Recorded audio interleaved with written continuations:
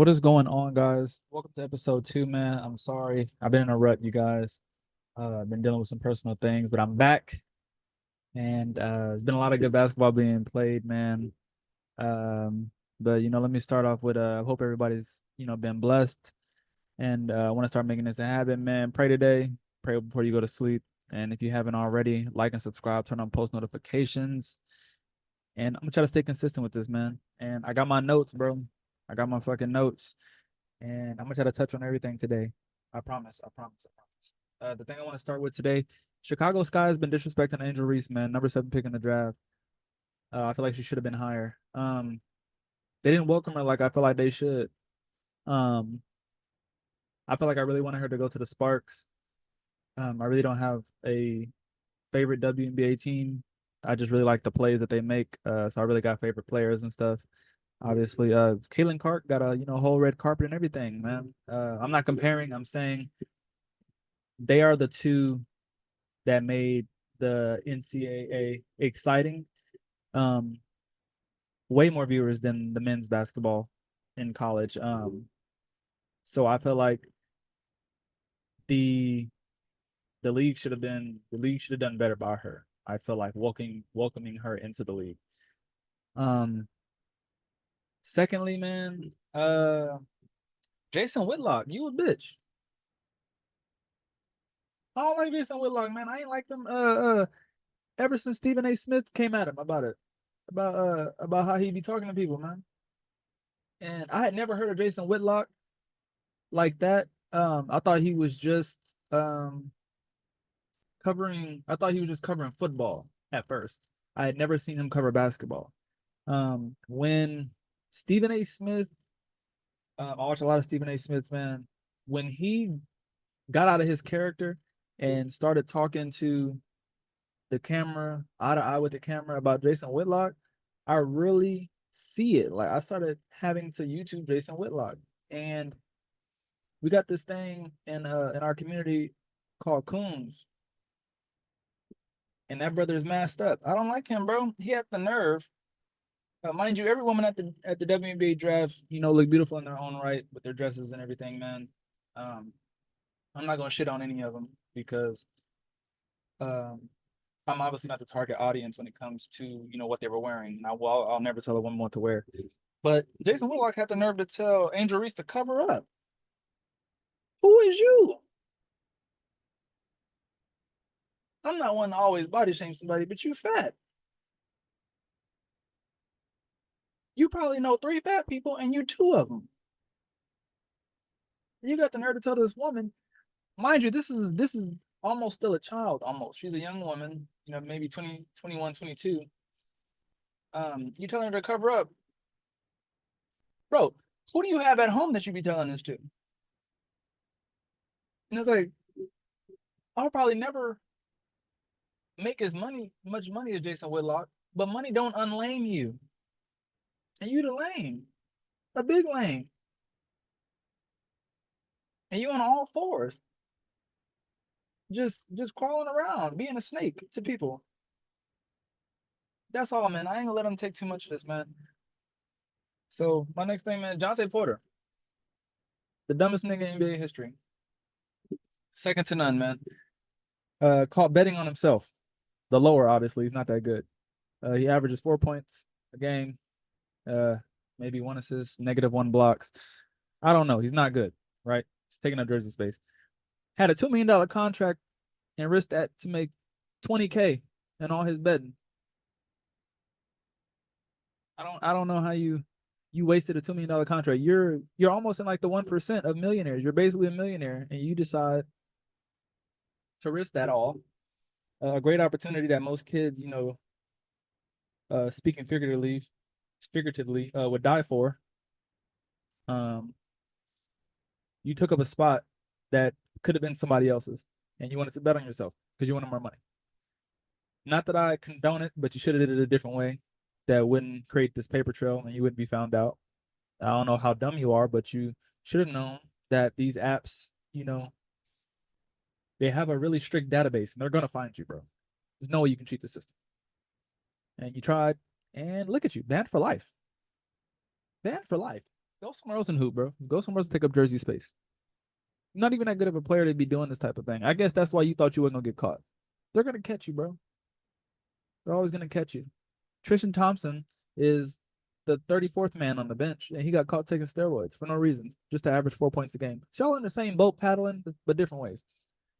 You retarded for that. And I hate using that word, but you risked a $2 million contract for 20K. Whatever family you have can't eat now because you're dumb. I don't know how. I just don't understand. Like I said at the beginning of the video, man, a lot of good basketball has been played. Curry lost in play-in. Durant has been swept. And LeBron has had a gentleman's sweep. Three of the most prolific players in the past 15 to 20 years. And this is the end of an era, man. I'm 29 years old, and this is sad. Because being a fan of all of them, I really don't like modern basketball that much as far as the rules. But these are three players that carried the game over, man. They really transcended a lot of things that have to do with basketball today. You know, LeBron taking the point forward to a new level. Curry, he has every kid from 0 to 12 wanting to shoot half court shots, and Durant being like T-Mac 3.0, like a prototype in itself that has like all these 6'11" guys. Because Durant will say he's 6'9", he's 6'11", 7 foot on with shoes on, you know, wanting to shoot the ball and be point guard. And I feel like that's a good way that the NBA is gonna move in. I think the small guard is through. Kenyon Martin Sr., shout out Kenyon Martin, had touched on this briefly. There's gonna in the near future, there's not gonna be any more small guards. Man, Curry is 6'4", probably with shoes on, and that's considered small. I think they're gonna go back to how Westbrook is, man, with the 6'6" and up point guards, and you're gonna have trouble because there's gonna be like a 6'10" shooting guard and then a 6'11" small forward, and everybody's gonna be 7'4". Or you might get that team where fucking Wemby is bringing the ball down, and you have to deal with trying to guard him full court. There's really not gonna be nothing you're gonna be able to do. The average height for basketball players in the 1950s and 60s was about 6'5". So there wasn't much small people, but I feel like that's the way the NBA is gonna move in, but a more talented version of it, and it's gonna get spooky, man. Somebody who was 6 foot and thought I was gonna be in the league, I don't want to be in the league no more, bro. That shit's scary. Because I don't feel like guarding a 6'7" point guard. Honestly, I really don't. Not for 48 minutes. I don't. I wouldn't want to do it in high school ball, so I damn sure wouldn't want to do it in NBA, man. Um, LeBron's gentleman sweep really made me, I want to say, a little sad. I feel like he and his team, AD really, I'm gonna go on and say it's AD fault and it's Darvin Ham fault.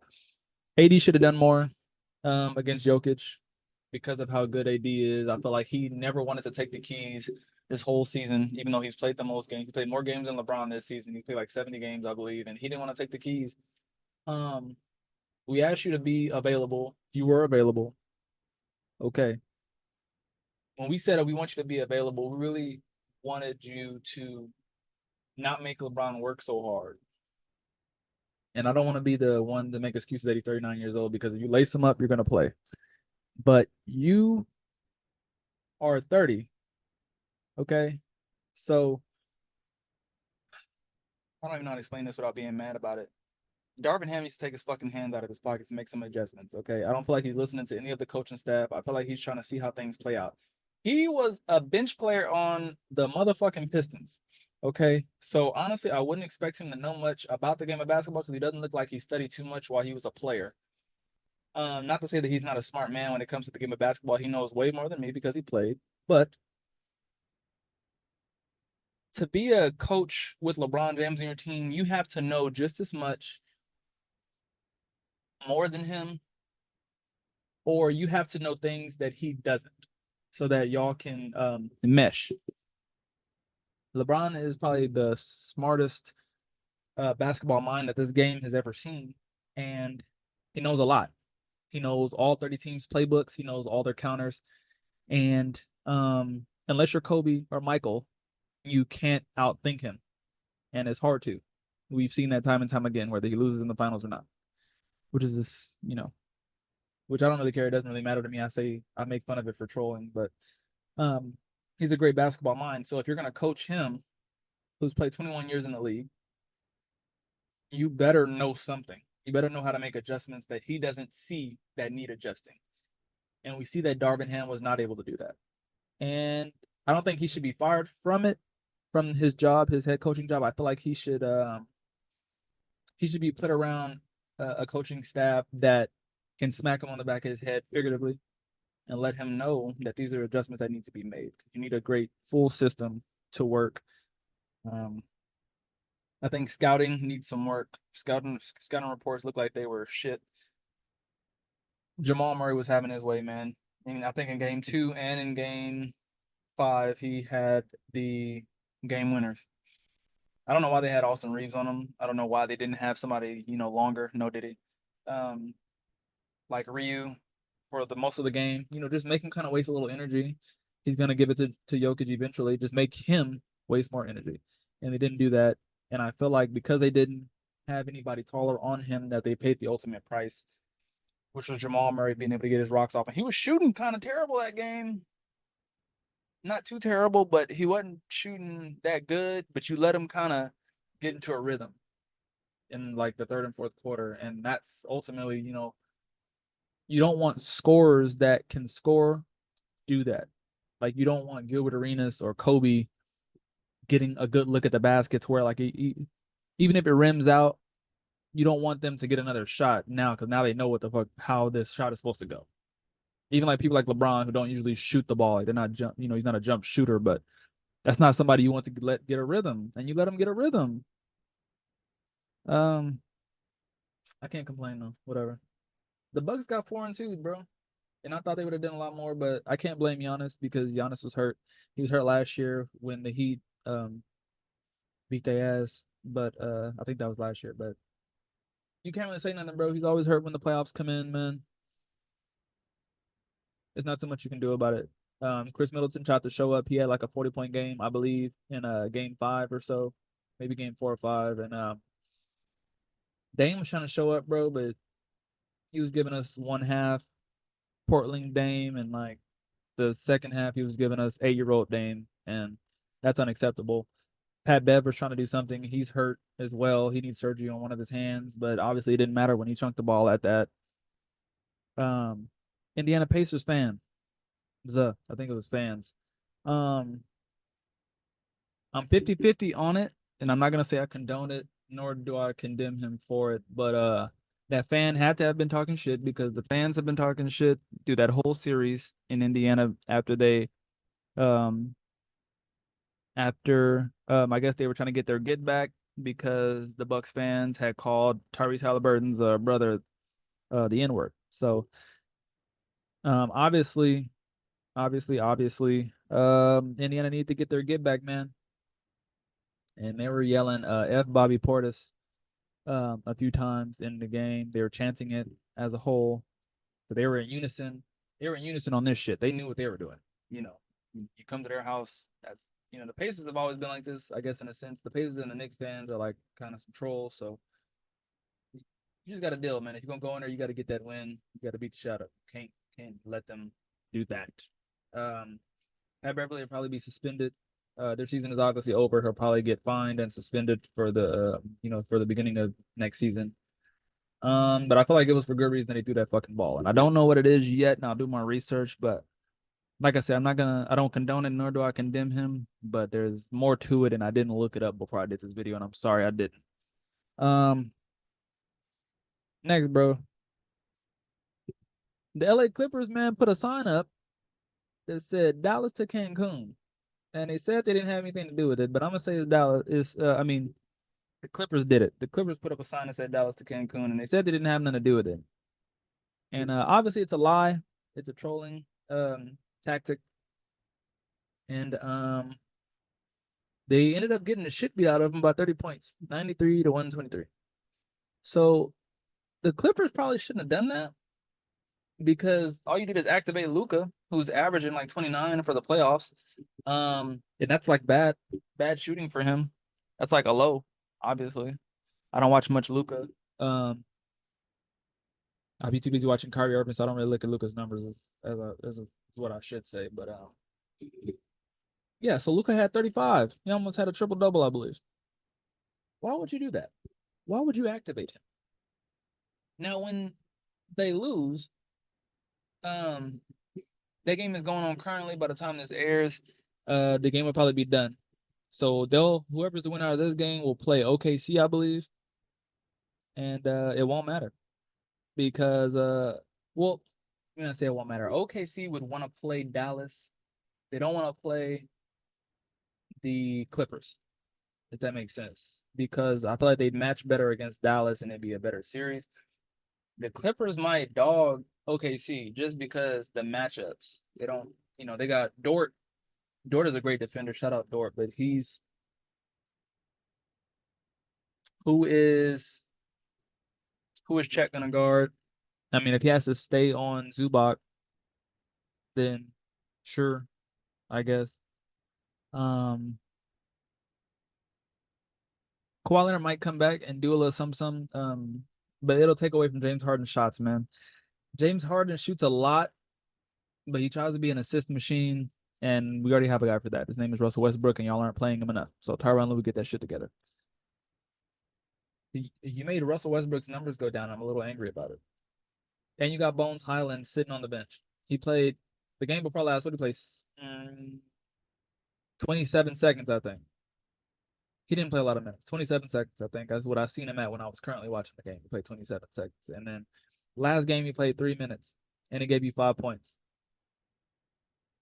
Russell Westbrook shot 20%, and he gave you 6 points.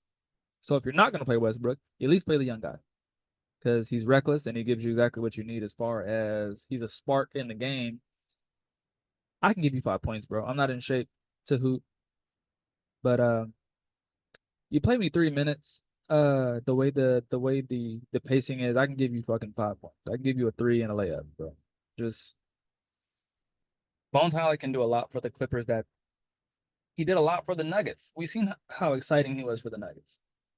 Like he can come in. He's like a Jordan Poole player. He can come in and in the most respectful way possible, he can fuck up everything where everybody's really surprised. Y'all are, and I mean that in the most respectful way possible. Like he's he can come in like Mike Miller in the Heat's finals, man, and hit a couple threes, and you're like, I didn't know that they had this. He just pulled out a revolver on.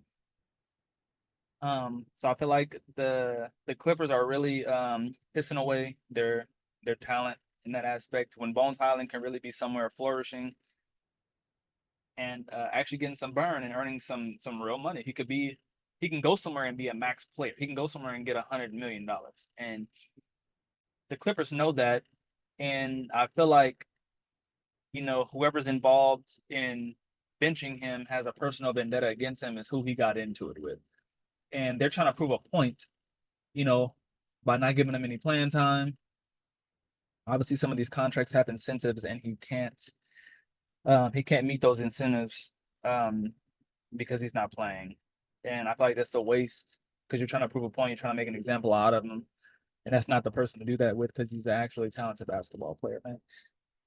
That's all I have as far as being mad at that. Can Minnesota beat the Nuggets, bro? Minnesota's about to play the Nuggets, and um, Anthony Edwards is real fucking good. And it's scary. It's scary how quickly good he got, being the number one pick. It's scary how good he got that quick. It's kind of like how Jason Tatum got good so fucking quick, and you think they have more time, but with the way the league is going and the trainers and stuff, people are actually training a little better. Even though there's some trainers that really don't know what they're doing. I'll touch on that in another episode, man. But Anthony Edwards is the face of the league, bro. When what we thought John Morant and Zion would be, Anthony Edwards is picking that shit up and running with it. Like if he gets to the conference finals or even to the finals in the West, I don't know if it's gonna be nothing you can tell him, bro. If Minnesota meets the Celtics, because the Celtics will go to the finals, I don't see anybody else in that spot in the East. I thought I would have saw the Bucks, not because they have Dame, but because Giannis was still having an MVP season, which he should have been a candidate. But Giannis is always going to have an MVP season, an MVP conversation type of season. Middleton was coming back, so I feel like, even without Dame, that they would have ended up somewhere in the final somehow, because they would have probably barely got past the Heat if they would have met them. But we see that the Celtics beat the shit out the Heat. So without Jimmy Butler, the Heat are a little worse than Iowa without Caitlin Clark, but so there's that, man. I feel like Minnesota can beat the Nuggets strictly off matchups, because who are you gonna put on Ant? And is he gonna be on Ant the whole time? If you put like Kentavious Caldwell Pope on him, Ant might have 84 points, 84 points and 9 assists. If you put, I don't know, Jamal Murray on him, he might have 85.5 points that whole series. So you really gotta the biggest mix match is gonna be Jokic and Rudy Gobert, because Jokic always has his way with Rudy Gobert. The Battle of the Foreigners, man, I like that matchup a lot, because this is supposedly your defensive player of the year, which I still feel like Wemby should have won. Um, you have your supposed defensive player of the year and the best player in the league, allegedly, and they're going head to head. And I feel like it's a great matchup. I want to see more of it. Um, so I'm ready. I'm completely ready for that matchup, and I can't wait. Honestly, I'm like busting at the seams. No did it to see it. Somebody said the Celtics weren't tough, bro. I don't like that shit, because what do you define that as? In a basketball player, they're very quiet. They're silent killers. Him and Jaylen Brown. Shout out Jaylen Brown. They're silent killers. Um, Derek White is tough, but he smiles because he can bust your ass. He just went off for 38 points. The whole Celtics team is tough, bro. They all have their own personalities.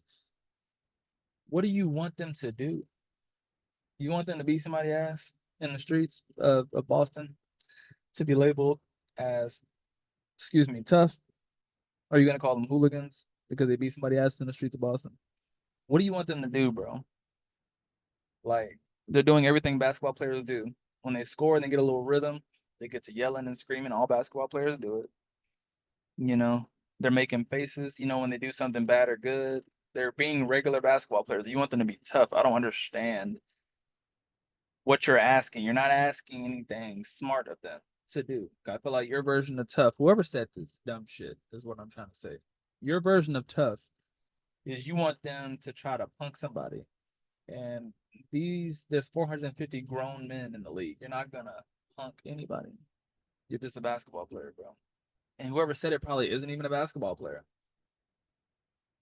Ah, man. Embiid lost. Embiid got the shit beat out of him. I had high hopes for this, but he was playing with Bell's palsy, and his meniscus is still basically hanging on by a shoelace.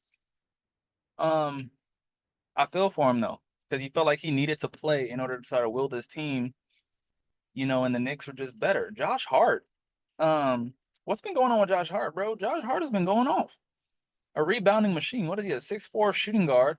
I heard getting 16 and 17 rebounds a game. That means he's going for the rebounds. The same shit that y'all tried to condemn Russell Westbrook for doing, the stat padding. He's going and hustling for rebounds. And they're damn near the same height. So another thing that pisses me off is the fact that y'all are, you know, praising it. He had a couple triple doubles too. So yeah, now I'm really mad. You're praising what Josh Hart is doing as a shooting guard, and you were condemning Russell Westbrook when he was winning his MVPs while averaging triple double. He had a triple double for 4 seasons, and y'all were saying he was stat padding. What point guard do y'all know gets rebounds like that? No point guard besides Oscar Robinson. And I swear to God, please do not put that shit in my comment section. Oscar Robinson, Russell Westbrook, and Josh Hart being a shooting guard are the only point guards I know getting over 7 rebounds.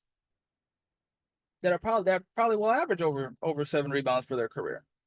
Well, I mean, Russell Westbrook could probably go down because he's not playing via Tyronn Lue. It can't be stat padding, bro. If your point guard doesn't get rebounds, does that make him lazy? Because we can go that route if you would like. If he's playing against somebody like Kyrie Irving, and I love Kyrie Irving. Let's say that. Let's say he's playing against Kyrie Irving, and Kyrie Irving has 4 rebounds, and Russell Westbrook has 12, and he gets a triple double that game. Do I come on here and I piss on Kyrie Irving, no Kelly, about him not wanting to get rebounds, and I call him lazy? He has terrible work ethic, and fuck with his whole character and his way of playing the basketball game.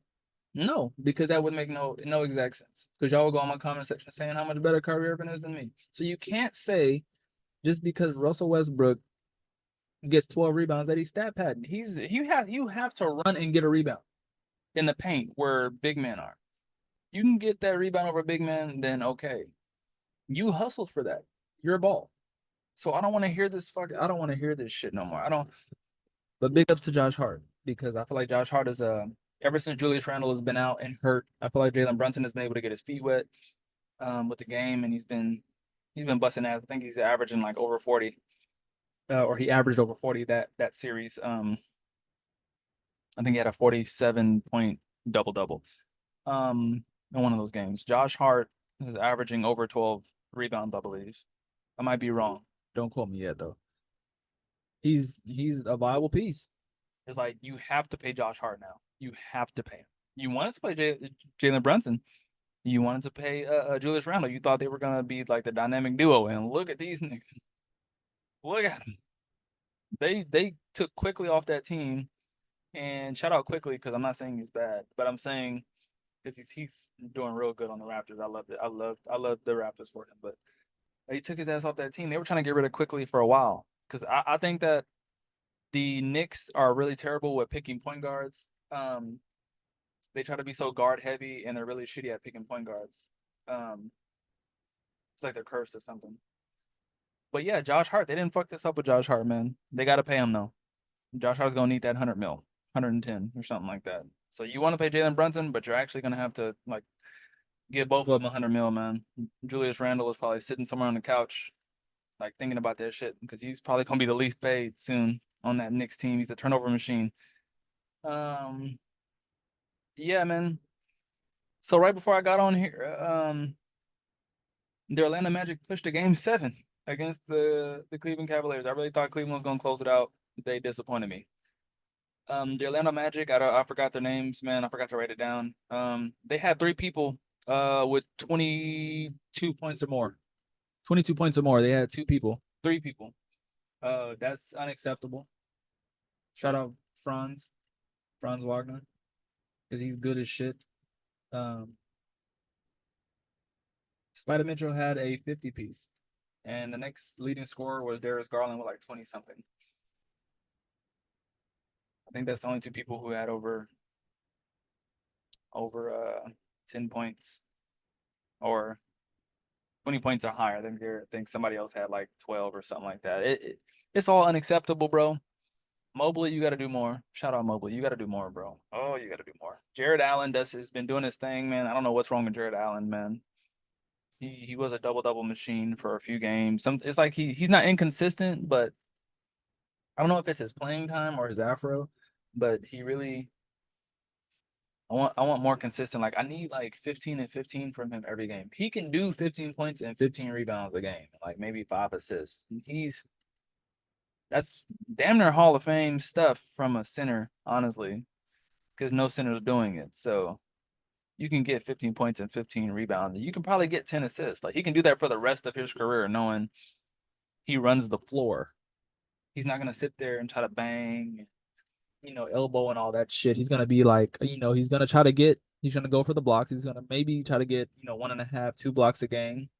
Uh, 0.5 steals, but he's able to pass the ball because he has Darius Garland and Mitchell there, and he has Mobley. Sometimes they have him and Mobley in, and that's a wonderful like lob city if they could pass the ball to each other. Um, right now the Dallas and Clippers game is going on, man. They're trying to push a game 7. I really hope they can do it because I want to see. I really, really, really want to see like this is Tyronn Lue coaching versus Jason Kidd coaching. Like 2 great I know I'm like pushing it saying Tyronn Lue was great, but like watching I watched a little Tyronn Lue, and he wasn't a great point guard. He was a great mind for the basketball game. Um, so I'm gonna call him great. We obviously know who Jason Kidd is, man. One of the bigger point guards of his generation. Um, got the got the Mavericks their first ring in franchise history at the age of 57. I don't really know how real old he was, but we're gonna say everybody on that team was 57, except maybe JJ Barea, who torched LeBron. Still weird how that happened, but yeah. So two point guard basketball minds, great basketball minds when it comes to the game of basketball, going head up. They do make great adjustments as far as defense, which made Luka look like a great defender for a little bit until they got exposed. And of course, leave it to James Harden to be the one to expose that shit. So hopefully, as far as defenses go, that they can have somebody pick up Luka full court, man. That's the only way you're gonna not slow him down. He already moves at like maybe a mile and a half an hour. Um, make him make somebody else score all the points, because he obviously has the Clippers numbers where he's averaging over 33 points against them, I believe. What are you gonna do, bro? Do something else. If you can guard him and Curry and make, I don't know, make somebody else beat y'all. Gafford, make Gafford score 100 points, bro. Like that's the only way y'all gonna win. Cause oh my God, why do y'all not try to tire Luka out? You're sitting around letting this nigga dribble. You letting, oh no, explain it, bro. They're gonna make me mad about it, but it's great basketball being played, man. It's making me laugh, cry, be sad, yell, all of that stuff, man. So my Bulls aren't in it, so I'm not going for any particular team. I'm not, like I said in the first video, it's anybody's championship this year, man. I would love to see Ant-Man and um Ant-Man against the Celtics, man. I would love that. I won't hang my hat on that, because I really felt like after that gentleman sweep that the Nuggets can fuck around and repeat. Um, if they don't, man, if the stars line up and one lands in my hand, the back of that star might say the Clippers are going to the finals for their first time in franchise history since they were in San Diego. The Clippers have been the punching bag of the league for a long time, man. I feel like they need some type of sunlight, because he seemed like he was doing all right, in about 2013 ish. Doc seemed like he was doing all right, but he was kind of just there for the ride to talk about his golf swing while Chris Paul pretty much coached that team. Not your pets. Man, I'm done shitting on people though, man. I'm gonna get out of here, guys. Obviously, y'all see I'm in my truck, man. I need some rest, guys. But yeah, man, stay blessed. I really want everybody to, keep coming on the journey with me, man. I'm gonna try to post as consistent as possible. But yeah, peace and love, baby. I'll see y'all later.